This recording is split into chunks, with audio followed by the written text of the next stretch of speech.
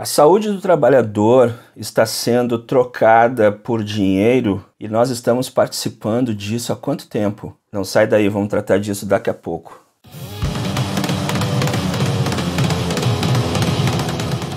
Olá, meus amigos trabalhadores e trabalhadoras, jovens estudantes, profissionais da área, colegas. Eu sou o Gerson Rocha, aqui do canal Cogito, para quem não me conhece, e hoje vamos tratar de um assunto indicado, sugerido por uma inscrita no canal, sobre monetização da saúde do trabalhador e as questões da insalubridade e periculosidade.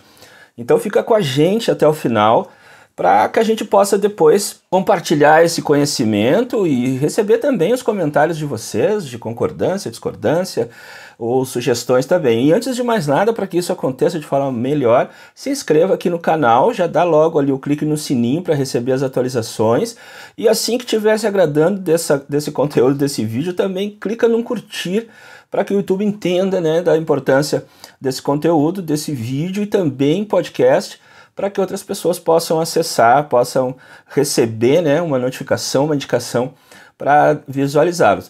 E também nos siga nas plataformas do Facebook, do Instagram e também nos canais de podcast, especialmente Spotify e Google Podcast e outros que divulgam esse formato aqui só em voz, onde você poderá acompanhar em qualquer situação da vida, basta ter um celular conectado aí nesses canais e os fones de ouvido, pode fazer sua esteira, sua bike, assistindo um conteúdo como esse, além de suas músicas preferidas, obviamente, ninguém é de ferro. Então hoje o tema é a monetização da saúde do trabalhador, e a gente poderia incluir também a monetização da saúde e segurança do trabalhador, que às vezes parecem campos distintos, mas na verdade estão interligados fortemente, cada vez mais forte. E antes de mais nada, o que é monetizar? Monetizar é trocar algo por dinheiro, especialmente aqui para nós, a saúde do trabalhador.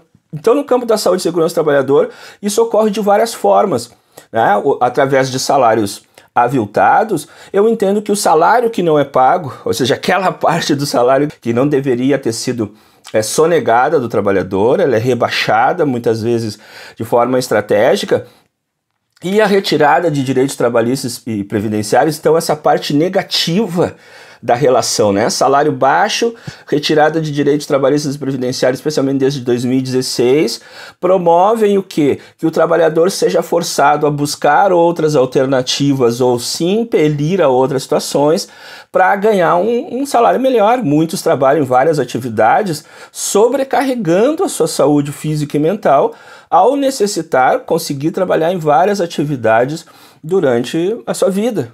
Porque uma só não lhe alcança a dignidade de viver com boa alimentação, descanso, moradia adequada, enfim, todos os conceitos de saúde preconizados pela Conferência Nacional de Saúde e pela própria Organização Mundial da Saúde. Então isso força os trabalhadores também a se sujeitar a condições de trabalho adoecedoras e mortais. Por quê? Porque soma-se a isso o desemprego no nosso país, crescendo muito antes da pandemia, ele já estava crescendo, especialmente com a perda dos direitos trabalhistas, como já disse, precarizando as relações de trabalho que acontecem. Soma-se a isso o desemprego, o trabalhador sofre uma pressão social também para se sujeitar a situações às quais ele não deveria se sujeitar nunca. Então, essa exposição aos riscos, à saúde, à vida, para buscar a manutenção das condições básicas de vida, ou seja, a própria vida, mas a alimentação, a moradia, e em troca disso precisa buscar alternativas, que muitas delas previstas legalmente, de compensação desses salários. Então, no nosso país, né, um caso específico da monetização da saúde do trabalhador são os adicionais de insalubridade e periculosidade, por exemplo.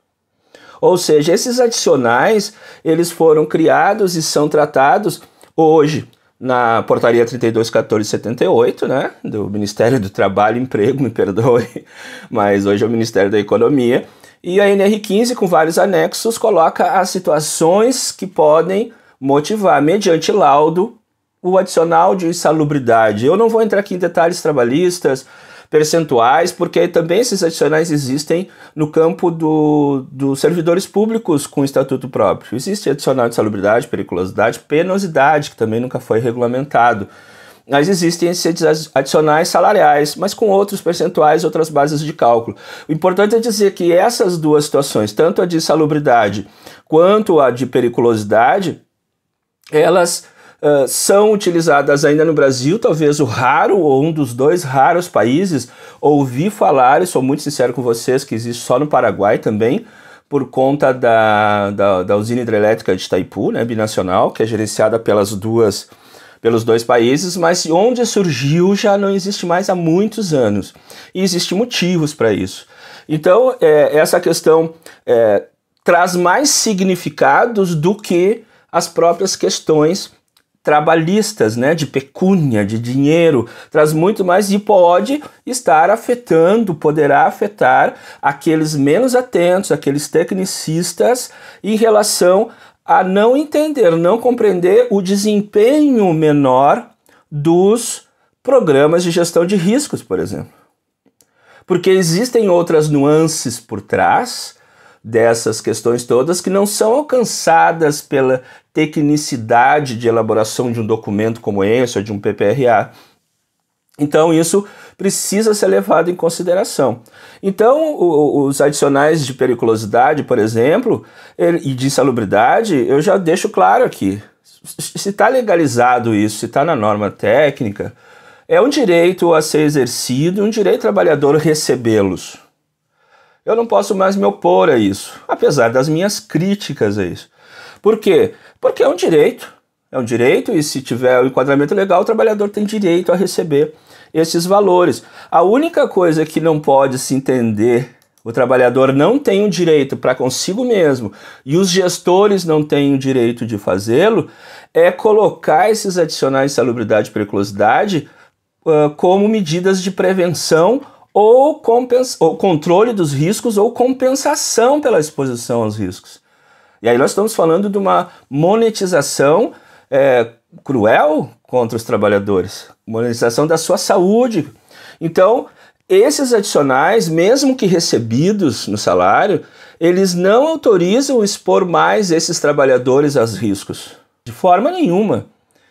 Outra coisa, não autorizam não usar equipamentos de proteção individual ou a implementação das demais medidas de controle, como, por exemplo, as medidas de organização do trabalho, as medidas de proteção coletiva.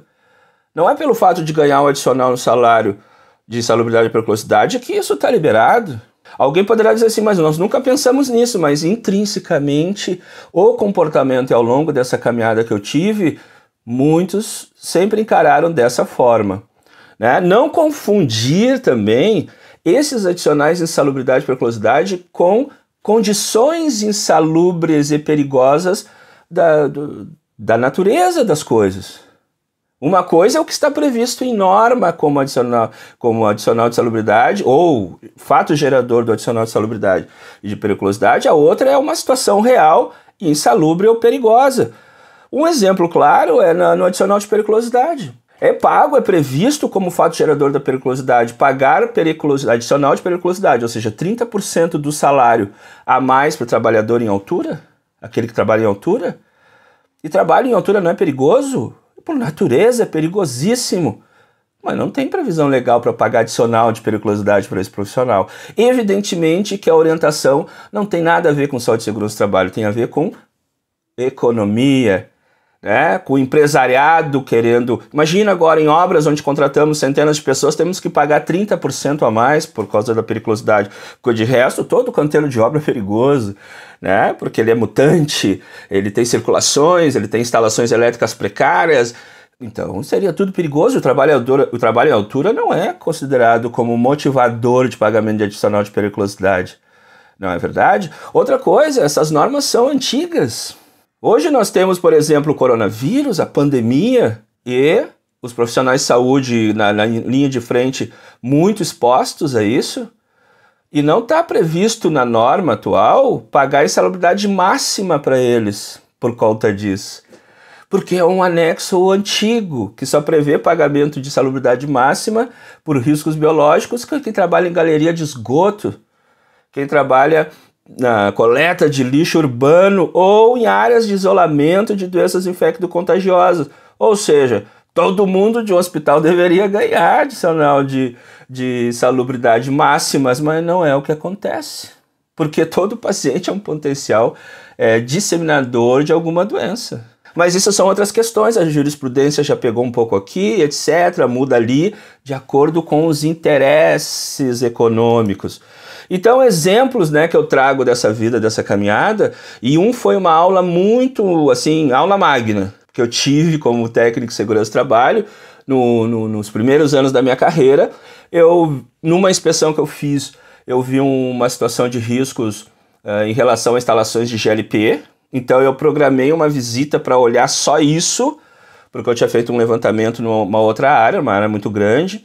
E ao chegar nesse lugar, que era um lugar caracterizado como um trabalho na área rural, vamos imaginar assim, e eu chego e um homem de macacão, tipo jardineiro, um operário, me recebeu na entrada porque eu precisava de orientação de como eu me dirigiria adequadamente ao prédio, aos prédios que eu queria visitar. E eu me identifiquei para ele, eu sou da segurança do trabalho e tal. Lá que trata das insalubridades e periculosidades, e eu todo prepotente, né? O alto eu usava, gente, também usei estrelinha de xerife. Pensa que não, né? Eu sou autoridade aqui. Estudei mais que ele, né? Eu sou técnico de segurança do trabalho. E aí eu já disse pra ele, não, eu não trato de insalubridade e periculosidade. Isso tu tem que tratar lá com os peritos. E o homem me disse assim, mas eu não quero. Não estou interessado em receber adicional de insalubridade e periculosidade com a forma simples de falar. E eu pensei, né? Bom, tô com um maluco, porque todo mundo só quer receber adicional de insalubridade e periculosidade e esse homem não quer. E aí ele me deu a aula magna. Qual foi a aula magna que ele me deu? Ele me mostrou os braços dele aqui, os dois, todo em ferida, todo cheio de feridas.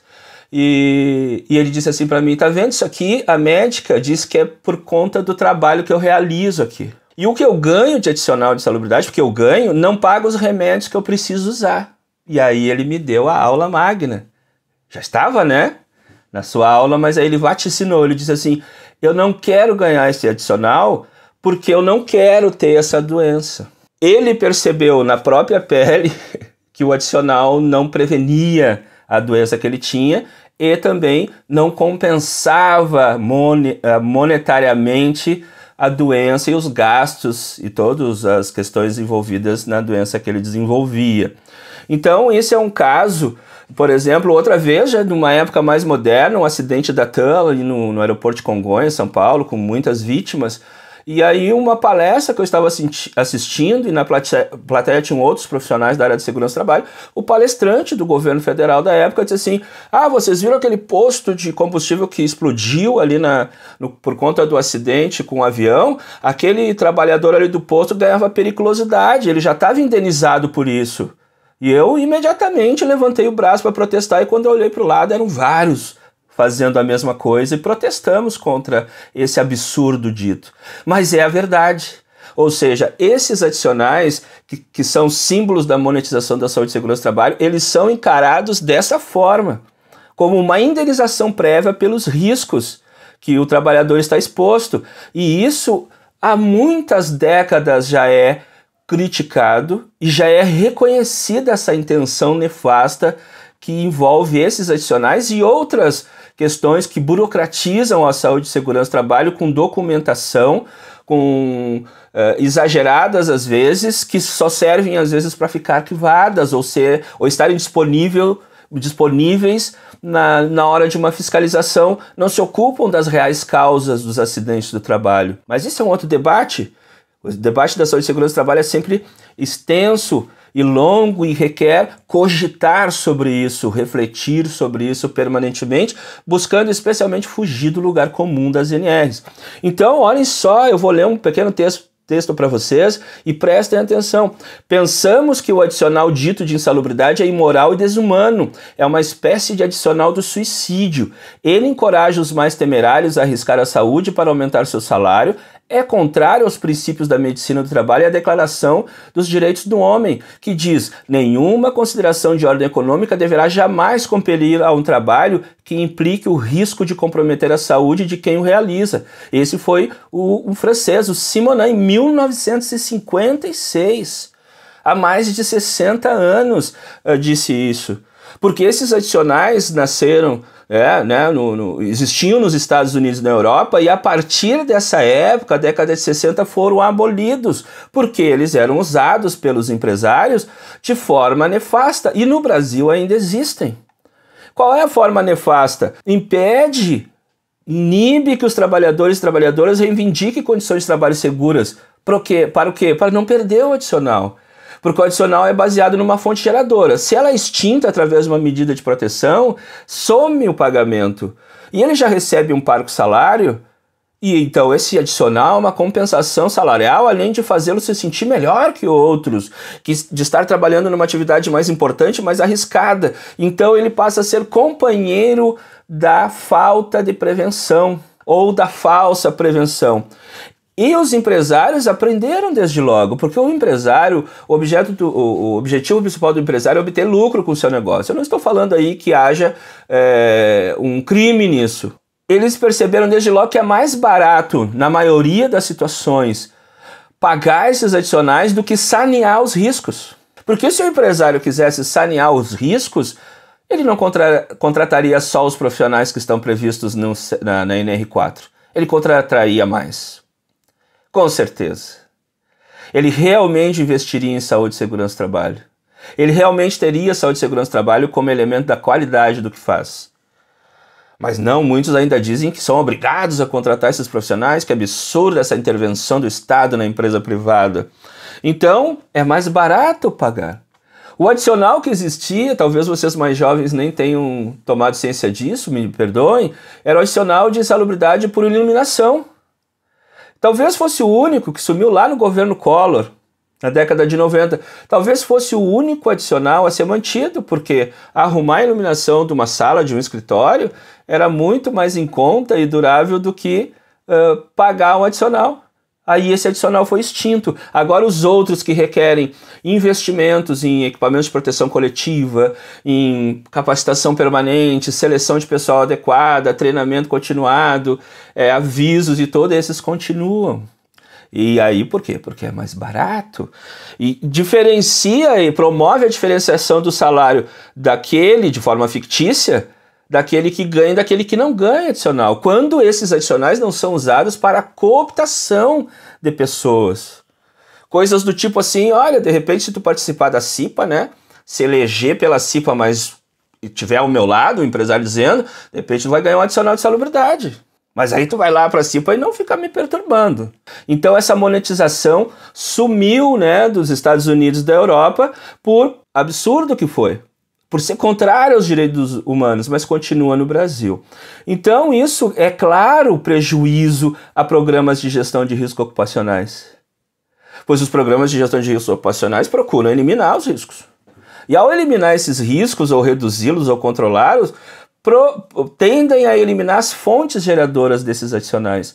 Logo, o trabalhador, ao receber um salário baixo, mas ter um ganho a mais que o diferencia de várias formas erradas, ganhando adicional, ele passa a não ser colaborador das medidas de prevenção. E isso é danoso a ele mesmo, especialmente, e os prevencionistas não podem fazer vistas grossas para isso. Então, muitas vezes, esses trabalhadores aceitam um trabalho sob risco para não perder o adicional. Então, essa monetização da saúde dos trabalhadores, que é baseada nessas NRs 15 e 16, elas não acompanharam, algumas até tentam acompanhar o surgimento da NR35, por exemplo, que é um aprimoramento, uma lupa cada vez mais potente em relação ao que era NR6, depois NR18, agora NR35, trabalho em altura. Outras NRs mais recentes, a própria NR1, né, que fala de um programa de gestão, não tínhamos uma NR que falasse diretamente nisso, a não ser o PPRA, que também era um programa de gestão, mas não tinha, né, esse nome, algumas estruturas que a NR1 agora traz.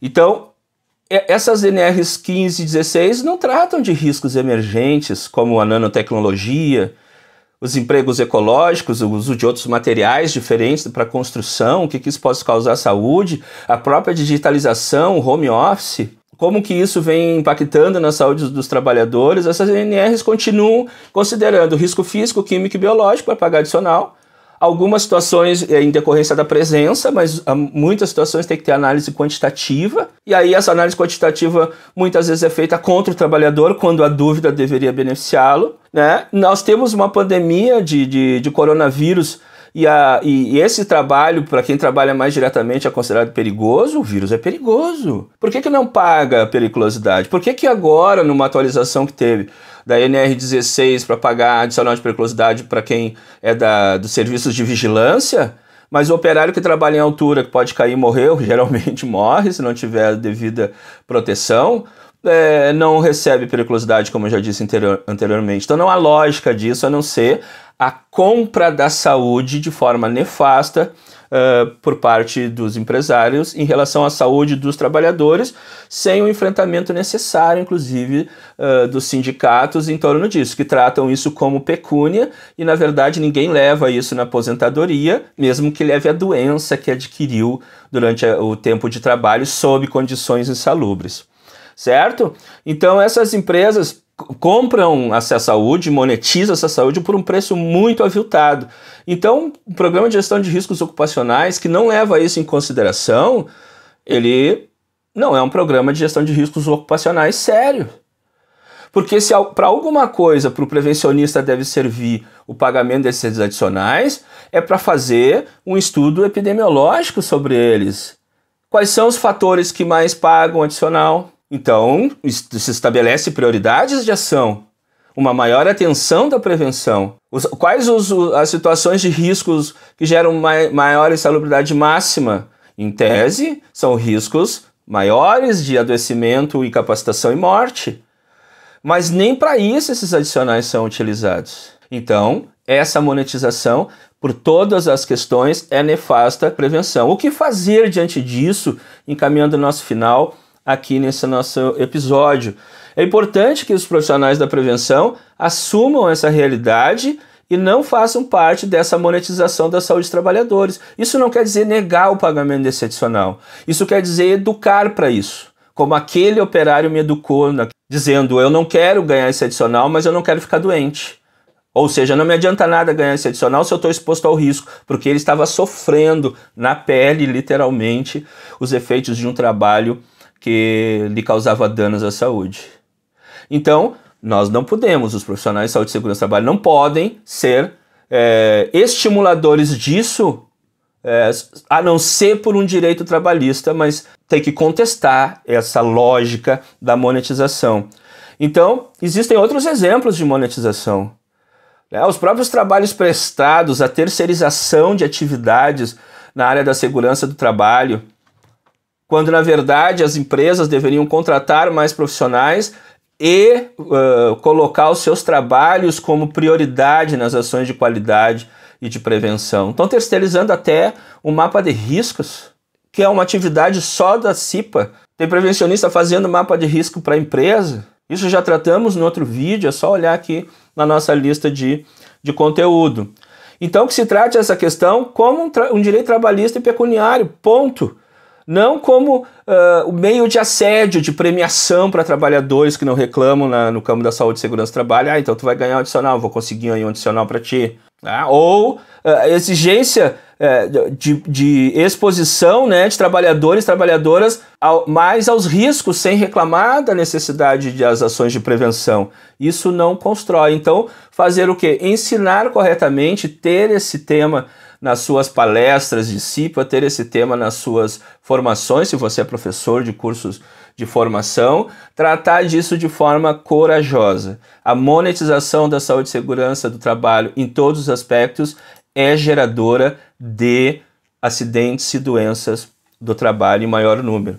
Então, educar para a prevenção de forma ética, elaborar documentos de gestão de risco, tendo como base de melhoria o saneamento das medidas geradoras desses adicionais. Então, está servindo para alguma coisa mais nobre esses adicionais, que não só o pagamento.